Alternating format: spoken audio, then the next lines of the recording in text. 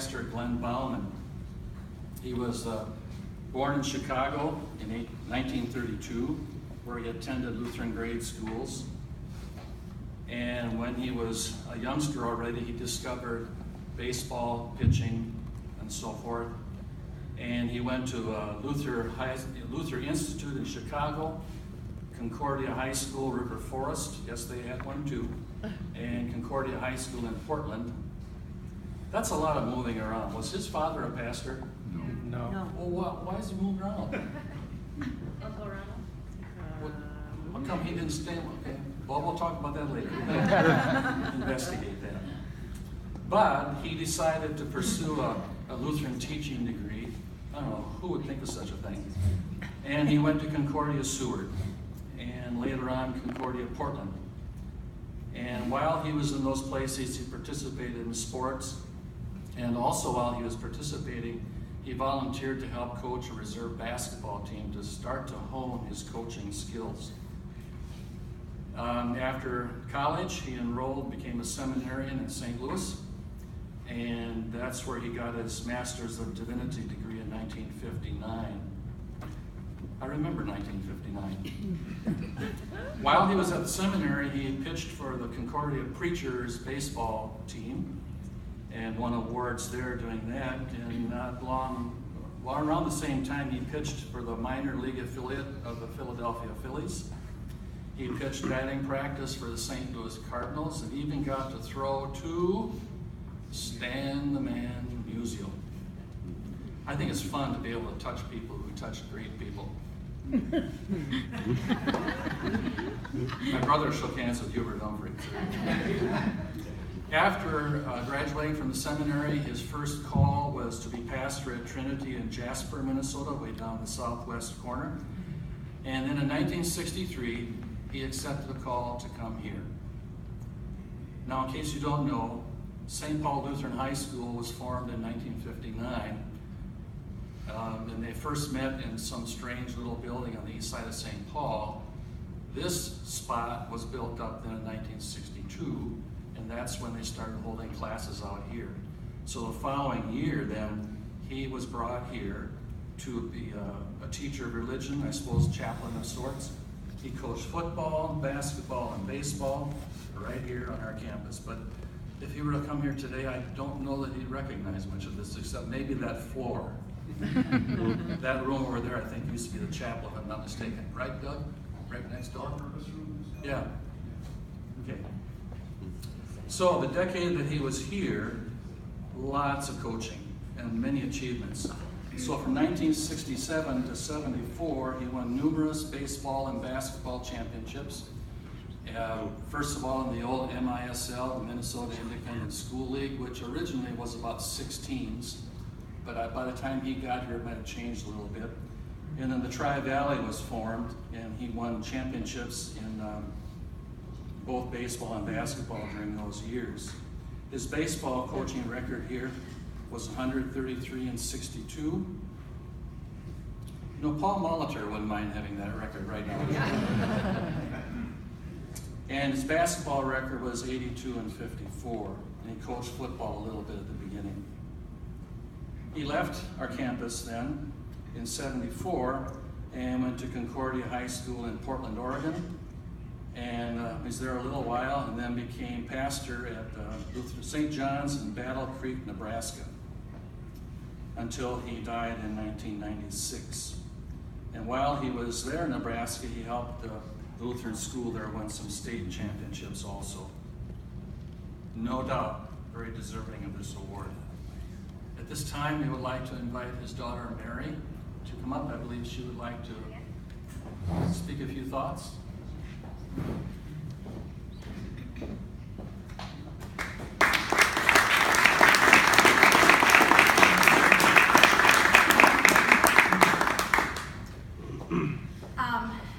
First of all, I want to say thank you. It's not often you get to see your dad get honored. And this place, I wasn't going to get emotional. This place holds a lot of wonderful memories for us. We were gathering together last night, and my brothers and sisters and I were talking about how on weekends, and on summers my dad would just bring us here with him while he did his work, and the games and the rooms and the wrestling room, the gym, and those were just our personal playground. Y'all didn't know that. And this has such fond memories for us. They were just, I would say, golden years for us here. And today we spent a lot of time driving around St. Paul and looking at the houses we lived in and the schools we went to and the churches we attended. And my dad was a very humble, unassuming guy. He would probably be so, like you would be thinking they shouldn't be doing this right now. But I know that it's just a wonderful thing that you all are recognizing some things in him. And it was a blessing to us because we got to rediscover some things that are part of us, that in the busyness of life, sometimes you forget what your parents give you. And so we've rediscovered that our dad gave us so many things about just keeping up, keeping on, keep working, work hard, enjoy life, use your passions. I'm so excited that a guy who loved baseball got to use that passion for the Lord. And I just think that that's what every single one of us should do, is use our passions for the Lord. And I'm so excited that he was afforded that opportunity in his lifetime. This summer we had a sermon series at our church, and one of the guys that spoke used Hebrews 13 verses 7 through 8. And he actually started with 8, and he said, this was my confirmation verse, and so the verse is, Jesus Christ the same yesterday, today, and forever. But he went back and he said, when I was getting ready to give this message, I really looked at verse 7. And it made me think about my dad. It says, remember your former leaders who spoke and lived God's message to you. Think back on how they lived and how they died and imitate their faith. And so I hope that my dad did that for the players and the people that he influenced throughout his life, and I would encourage you guys to do the same. And if you want to get some really funny stories, funny is not me, I'm more like ooey gooey passionate. You need to talk to like Mark Munson and Doug Johnson, because they were telling me some super funny stories before this thing tonight, and they were really good. My dad loved to be a softie, but he also could be a hardie. And so he had that South Side Chicago swagger to him till the day he died. And anyway, thank you so much.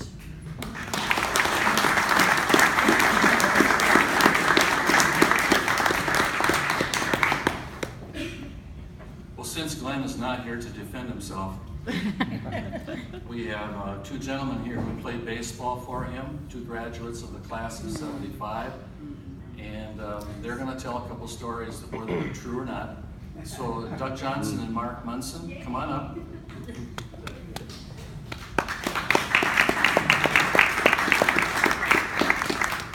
And whatever you tell, it must end with the phrase, this is most certainly true. Well, I'll go first. So, playing for Glenn was truly a great honor. And when I started playing for him, which was when I was a sophomore, I was just this little guy. I'd wrestled 105 that year on the wrestling team, so he didn't coach me for basketball. But for wrestling, I was this little guy. But by the end of the season, I'm kind of in line to play second base, which, kind of that proverbial good field, no hit, second base.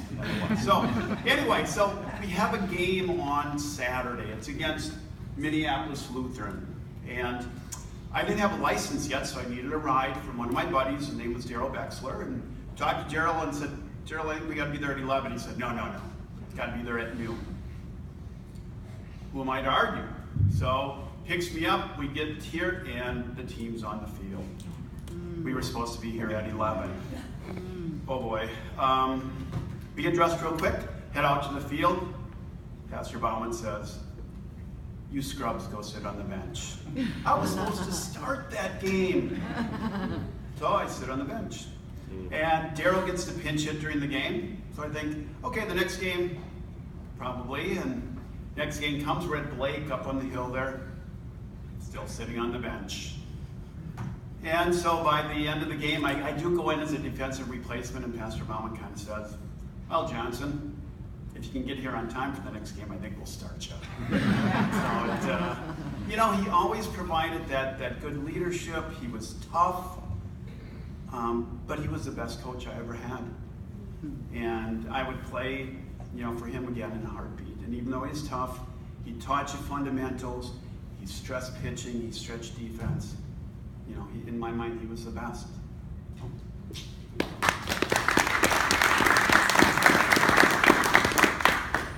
Well, I can't tell all the stories that I told Mary, because in today's day and age, some of the things that even went on in a Lutheran high school probably wouldn't be politically correct in 2015s. But, and no offense to Rick Coleman, I still have a tough time calling you Rick, but it truly broke my heart when Pastor Bauman left after our junior year. I really wanted to play for him one more season. We have basketball and baseball stories. One was my sophomore year, the one basketball story I remember, and I hope I'm not stealing any of Mark Johnson's thunder. This was his senior year. But this is when we still had the MISL, and Shattuck was coming up here.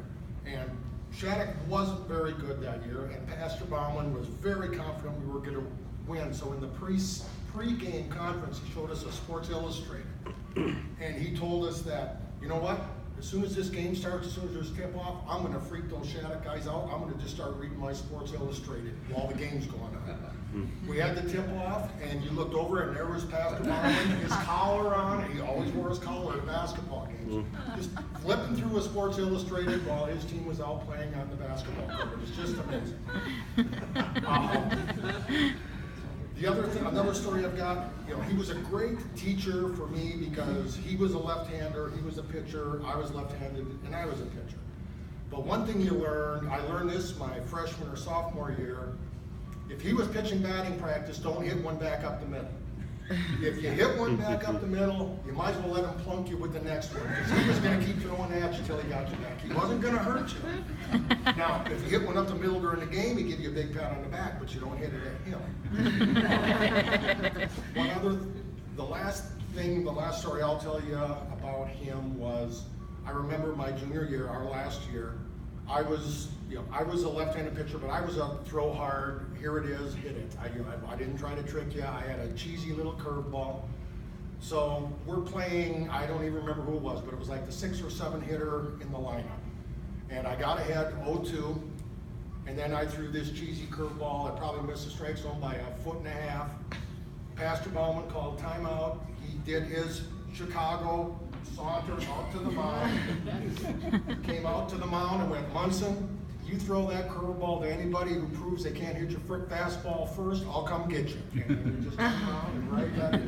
I learned I wasn't allowed. He talked to me after the game that, you know, don't throw your curveball to anybody but the 3, 4, or 5 hitters until they prove they can. Why do you want to get beat with your second best pitch? Now, as Doug said, he was incredibly, almost intimidating. He would intimidate you, had that look, but he earned your respect. He had a sense of humor. We, back in the day, we didn't have the benefit that all these kids nowadays do with youth baseball, starting at 5th grade, playing traveling basketball. My oldest son played more basketball games before he got to high school than I ever played in my life. You know, he started in 5th grade playing 70, 80 basketball games a year. So he taught you fundamentals. Practices weren't fun because you would keep running it and running it and running it. Baseball, you would take infield practice, outfield practice, hit the cutoff man, bunt, bunt, bunt. But it's amazing what he was able to teach all of us in 3 or 4 years that most of these kids nowadays start learning when they're in 3rd, 4th, or 5th grade. He's probably, other than my dad, the most influential man in my life. And I'm just blessed that he was my coach. Thank you.